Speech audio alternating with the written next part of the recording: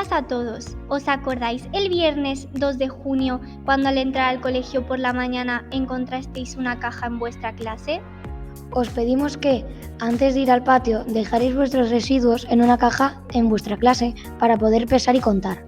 Toda la basura que recogimos ha estado expuesta unos días en la entrada del colegio, junto a la puerta corredera de primaria.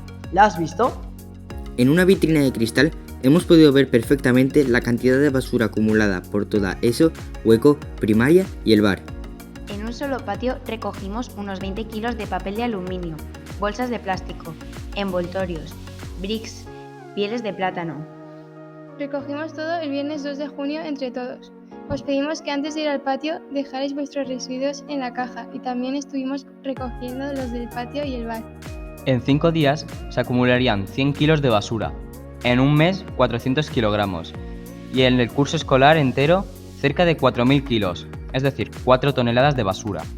Son unas cifras muy alarmantes y eso solo en nuestro colegio en el primer recreo. Imaginaos a todos los colegios juntos del barrio, de la ciudad, de la comunidad, del país, del continente, del mundo entero. Algo tendremos que hacer porque no queremos seguir produciendo toda esta basura. Queremos un patio más limpio y ecológico.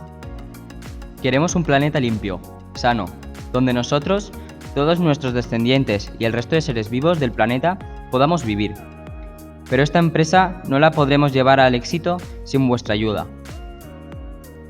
Necesitamos vuestras propuestas, vuestras ideas, vuestra participación para conseguirlo. Os necesitamos. Recuerda que puedes escribir a alumnado.eco@escuelassj.com. ¿Sabes que ya hemos recibido algunas ideas? Estad atentos, porque el grupo ecológico del alumnado no ha hecho más que empezar a trabajar. Contamos contigo.